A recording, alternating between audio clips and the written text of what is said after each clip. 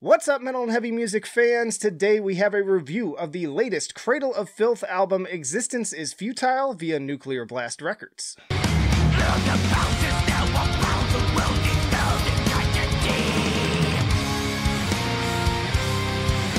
And hey, if you like to be kept up to date with the best and brightest metal bands and albums from the underground and above, then stick with me by hitting that subscribe button down below. It's crazy for me to think that this band that inspired so many of my high school friends to wear Victorian-style coats and pleather corsets back in high school is now basically a legacy act with 13 full-length albums under their belt since 1994. But far from over the hill, if you ask me, Cradle of Filth are in a true renaissance right now, dropping some of their best albums in their career in Hammer of the Witches and Cryptoriana. This current lineup is as strong as ever, and as such, I was really excited to hear if Existence Is Futile would continue that upward trend.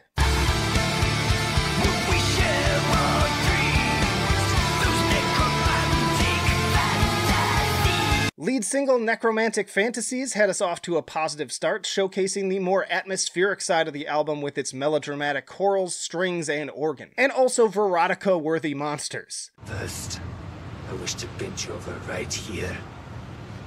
And you with me. Monsieur has good eyes. This is Cradle of Filth for those still in love with the brooding romance and tragedy of Interview with the Vampire and Bram Stoker's Dracula, but still not without its share of killer riffs. I particularly like this one towards the beginning alongside those tribal toms.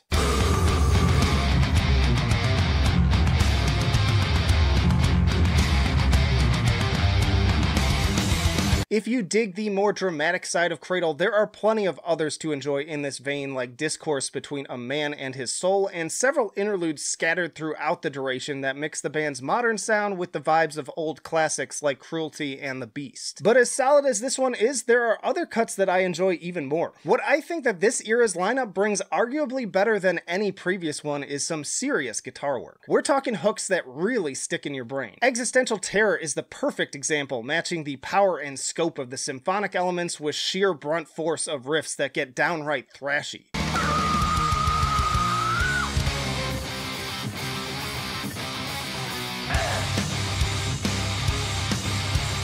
This may be one of my new favorite Cradle songs in general, bringing together all of their best qualities in one truly epic opener with some excellent ups and downs to boot. And then of course the big guitar hook on this one is that incredibly infectious da da da da da da da da da da.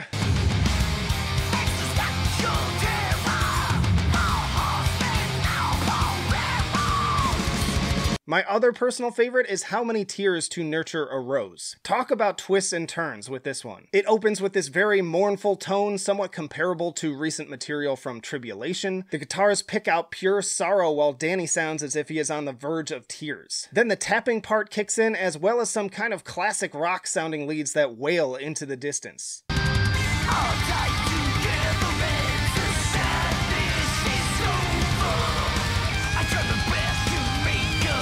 This part really lulls you in before pulling the rug out from under you with a sudden transition to the far more malevolent sounding tremolo chugs.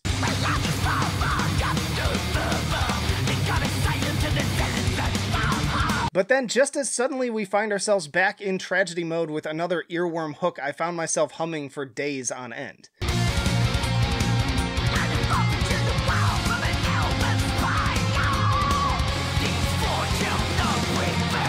Another impressively constructed song to add to the Cradle of Filth catalog that once more proves that under all of the campy costuming and edgy themes, this is a band that only continues to mature in their compositional skills. Like, I think a lot of people, including myself at times, have written these guys off as sort of a goof, but really, they are very talented. And beyond all of this praise for the instrumentation, we know that Danny's never one to be outshined. Like him or not, you gotta respect a guy who can keep up this same shtick while he's pushing 50. And honestly, he sounds as good as ever whether he's engaging in his trademark glass-shattering shrieks or always fun staccato parts as on Us, Dark Invincible, and Crawling King Chaos.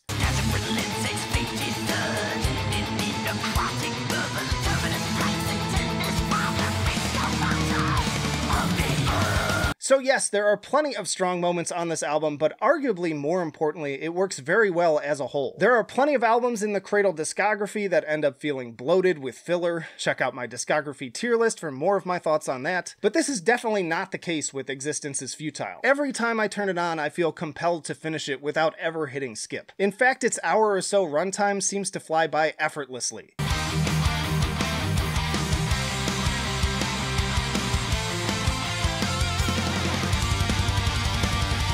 Now that said, I don't think that it's as fun or catchy song for song as the last two albums, but that's again from somebody who really loves the faster, more aggressive singles like You Will Know the Lion by His Claw. But either way, this is a strong outing from the band that I would put in the upper part of their discography. Turning to my scales, I give Existence Is Horror a 9 for enjoyability. Once more, it's not quite the 10 out of 10 of Cryptoriana or Hammer of the Witches, but it's incredibly consistent, and many listens in, I'm still not tired of it. I give it a 9 for musicianship. Seriously, the songwriting chops and performances of this particular crew are super impressive. I really do think that this is Cradle's best lineup to date. And I give it a 7 for innovation. As great as it is, you're still not really going to find anything on this album that you haven't heard from the band before. But sometimes, if it ain't broke, don't fix it. So an 8.3 overall and a B for Cradle of Filth and Existence Is Horror. Another one I could probably graduate to a B+ though. Y'all let me know down in the comments what you thought of this album, and again, check out the Cradle of Filth tier list for my thoughts on their entire discography. But that'll do it for now.